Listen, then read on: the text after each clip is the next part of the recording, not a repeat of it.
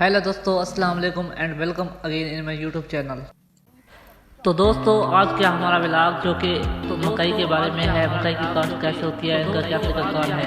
एक साल में मकई की कितनी फसलें काश्त की जा सकती है। मकई की फसल के किस किस्म की ज़मीन दरकार होती है। मकई की काश्त के लिए ज़मीन की तैयारी कैसे की जाए। मकई की काश्त का बेहतरीन वक्त क्या है। मकई की काश्त के लिए शरह बीज क्या है। मकई की ज़्यादा पैदावार के लिए महसूल के लिए इसकी सबसे अच्छी देसी और दोगली किस्म की कौन सी बीज चाहिए होता है। मकई की काश्त के तरीक़ाजात क्या क्या है। मकई के फसल के लिए पौधों का बहमी फासला और कतारों का बहमी फासला कितना होता है चाहिए। एक साल के दौरान मकई की दो फसलें कामयाबी से काश्त की जा सकती है। एक है मौसम खिज़ा और दूसरा है मौसम बहार। मकई की फसल के लिए किस किस्म की ज़मीन दरकार होती है। भारी मेरा ज़मीन जिसकी कमाई तामुल 7 से 8 हो मकई की काश्त के लिए मौजूद होती है। मकई की काश्त के लिए ज़मीन की तैयारी कैसे की जाए। ज़मीन की तैयारी के वक्त साबका फसल को जहन में रखना चाहिए। अगर साबका फसल के मुढ़ खेत में मौजूद हों तो एक बार रोटावेटर चलाएं। अमूमन 3 से 4 हल सागा चलाकर ज़मीन की तैयारी की जा सकती है। पानी यकसा तकसीम के लिए दरकार होता है। लेज़र से हमवार करना ज़रूरी है। इससे बीज का उगा और फसल की बढ़ोतरी भी बेहतर तरीक़ावार होती है। दोस्तों, जैसा कि आप देख सकते हैं, ये मकई का दरमियाना हिस्सा है। सबसे पहला हिस्सा होता है, इसमें मकई का बीज लगाना होता है खेलों में। खेल इसलिए होता है क्योंकि मकई ज़्यादा देर पानी बर्दाश्त नहीं कर सकती। अगर खेल ना हो तो अगर पानी खड़ा रहे मकई के अंदर तो बीज उगने से पहले गल सड़ जाता है।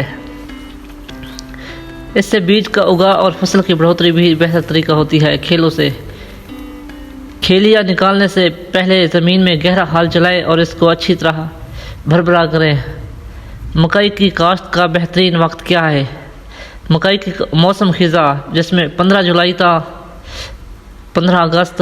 मौसम बहार 15 जनवरी था फरवरी के आखिर में है। बीज बोते वक्त तकरीबन 8 से 9 इंच का फासला होना चाहिए। एक बीज से दूसरे बीज के दरमियान फासला लाजमी रखना चाहिए। 3 से 4 पत्तों के मतलब और पौधों की छुदाई करें।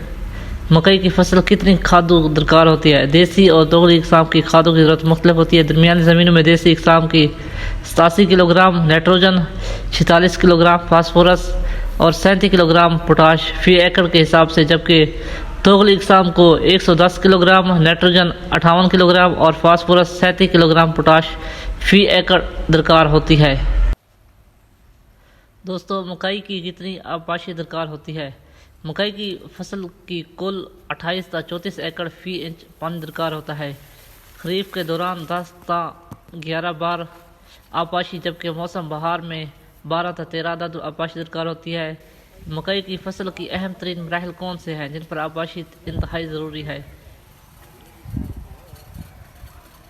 अगला का मरला, उगा का मरहला, बढ़ोतरी का मरहला, नर हिस्से का ज़ाहिर होना, मादे हिस्से का ज़ाहिर होना, दाने की नरम दुधिया हालत का मरहला, दाने की सख्त दुधिया हालत का मरहला।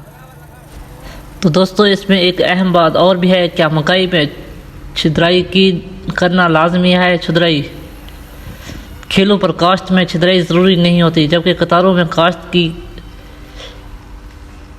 करते वक्त फसल में कमज़ोरी, बीमारी और इजाफी पौधों को बजरिया छिद्राई तलब करना लाजमी है। फसल जब 3 से 4 पत्तों की हालत में पहुँचे जाए तो छिदाई का अमल मुकम्मल करें। अगर खेत में जड़ी बूटी और मौसर तौर पर तलफ ना की जाए तो इसकी फसल पर क्या असरात मुरतब होते हैं। इसमें पैदावार 20 से 45% कम भी वाक़ई हो जाती है। मकई की फसल में जड़ी बूटियाँ कंट्रोल करने का क्या तरीक़ाकार है। जड़ी बूटियाँ कंट्रोल करने के लिए गोडी या हल चलाने का मरजा तरीका इस्तेमाल किया जा सकता है, जबकि जड़ी बूटी मार स्प्रे मसलन एस मेटोला, क्लोरिस्टा, क्लोरओपेंडी, मीथालीन वगैरह जड़ी बूटियों की उगा के इब्तदाई मरहले में में स्प्रे करने से भी जड़ी बूटियाँ मौसर तौर पर कंट्रोल की जा सकती हैं।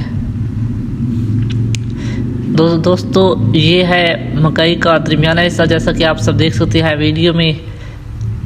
ये देखें, अभी इस मरहले में तकरीबन मकई का जो सिट्टा होता है ना, वो थोड़ा थोड़ा है, जैसे नरम होता है, ऐसा ऐसा पक जाता है। और हर जगह मुख्तलिफ होती है, कहीं पे ज़मीन सख्त होती है, कहीं पे नरम होती है।